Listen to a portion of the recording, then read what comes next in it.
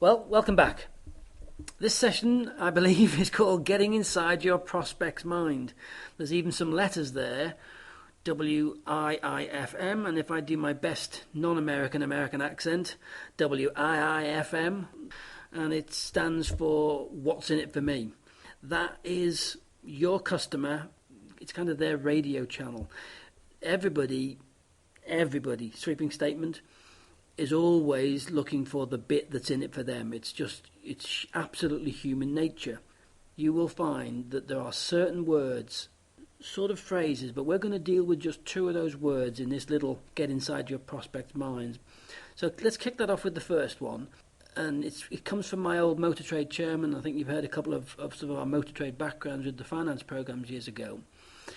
On one of our fairly intensive programs with Al, any time when I was doing kind of sales role plays that I used the word I was fined £1. When you realise that in a 20-minute little presentation you had a £20 fine, I mean, not only is it the money that got our attention, it was how much we were saying things like, I believe that you will get, I believe this, and I believe that. And it was like this little mantra, and Al would, in his Texan brogue, virtually squawk at us. They don't care what I believe. They don't care what I reckon. They don't care what I think. They care what's in it for them. Here I am telling you this story 24, 25 years later from something that happened to me as a relatively young sales guy, where I literally have never forgotten it. Because once he then said what the key word was, go on, think about it. If the word is not I, then what is the first word? The first word was you. Starting to realise that the quickest way that you can help people understand that you are truly communicating so that they benefit. If you were to fine yourself £1 every time you use the word I at your network meetings, and when you're in front of a qualified potential buyer for your business, you might just get a severe shock.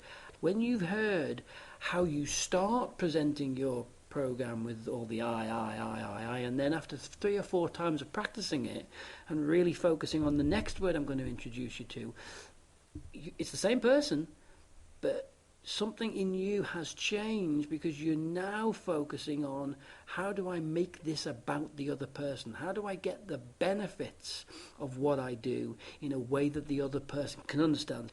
Suddenly, you've moved that dial. You're talking in customer-focused language that they're really able to take on board. So let's move to that second word, because we said we'd kind of introduce you to 2 words of the key magic words language that we use in when we're talking to people directly, and certainly in the written word. There's an organisation that you can by all means go and do your own research out on the web. They're called Youthweight Research. There's so many reasons that I bring them to your attention. One of the major reasons is that they're an English-based company. They do work in the States and all over, but they were the first largely British company I'd found. They were the only people, to the best of my knowledge they still are, that had researched the behaviours that what happened in the most successful transactions between buyers and sellers, depending on the situation. What they did was, unlike most sales training, that it was sort of invented by people as to what you should do. When it was actually researched by Youthweight, and something that I realised that I did, was the most successful sales transactions came about when the seller spent more time, and here's the word, asking the customer about what they wanted, which will lead you back to our first word, you. Not only did they ask and spend time asking questions, the little spin mnemonic or acronym, I'm never sure exactly which one it is, which Youthweight's research had absolutely clearly illustrated. So Huthwaite research and spin as the model became, they then worked out that the more you're selling a relationship or something that involves aftercare or ongoing relationships, then spin was their mnemonic for the successful selling transaction or transaction with the customer. It stands for 4 different types of questions: situation questions, problem questions, implication questions, and what they call need payoff questions. We will go into a lot more detail around spin.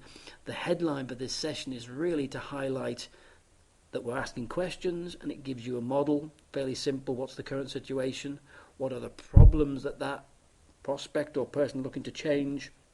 And the magic asking bit was the implication questions. Because if I can have somebody realize, well, if you don't change, what happens? Or, well, if you were able to get it in this particular size, how would that make it easier for you? Or whatever it was, it leads the potential buyer to, aha. And sometimes they say these words: thank you, I didn't realize that. Thank you for, finally I understand that. Now, and we've already talked about this, remember you're the expert, that you become like kind of the brain surgeon or the very specific, the Berkshire Hathaway position, that you deal with very specific things. Now you're the expert. Once you've got a person into, wow, thank you, you're just not a salesperson, you're consultant at worst, and that word has been overused, but you're now an advisor. You're even somebody that starts to become, oh, okay, I'll go and speak to Simon about that because he can really help me find how it works for me, which, if you were saying it, would be the U word again. So what Huthwaite through spin started to identify was to really get the focus back on what really happens in that transaction, which is asking questions. It is asking questions so that, contrary to a lot of popular belief, in the transaction, it actually, I don't like using the word shouldn't be the seller, the purveyor, even, good old English word, is not meant to be doing the bulk of the talking. The person doing the bulk of the talking is actually the person trying to buy, and they're responding to the coach, business person's questions so that they get clear and understand the what's in it for them, what's in it for me, and from their point of view, so that it becomes easy to match the features and the benefits and all that good sales language, so that they then can very simply do, when the sale is complete, then you can do a bit of negotiation if that's relevant to however the overall process is packaged. That's what it comes down to. It comes down to tuning into, number 1 word is you of the magic words. Number 2 word is ask. You can just about get away with asking any question. And that's why it's such a powerful way. The more you get your potential customer talking about themselves and how they will benefit, and that's what the little N piece of spin stood for. Once they realize the implications of not changing, or if they miss out by not getting your service, then the little need payoff questions is, so how will you benefit if you had whatever my little service is, or were able to do this with your business, or were able to do this through my coaching practice? Now the customer starts selling back to you why it is that it's important. And to give you, so that this is not my words, we all hear Dale Carnegie stuff from time to time, and it's probably because the work was so good. It's the one book my mother knows from personal development. Oh, that's how to win friends and influence people. There is one question that the Carnegie organization has researched over the years. If I can help you solve your number 1 problem, whatever that may be, would that be the basis of us doing business together? The answer to that question is 86% yes. So micro that a little bit, 9 out of 10 people that you ask that question, if you can show me how this service, how this therapy, how this super duper tax system will help me with my number 1 problem, 9 out of 10 people will say, yes, it's the basis of us working together.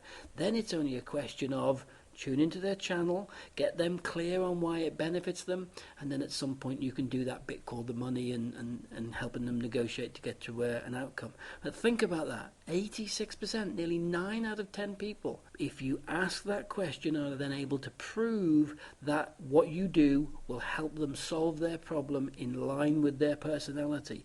That's how powerful the magic words are. And I'll set you a little challenge. Catch yourself as to the difference between when you ask a question and or then find out what's in it for them and talk to them through the results you get might just be extraordinarily different. That's where you then have magic words at your disposal that really get you to get inside your prospect minds. Enjoy.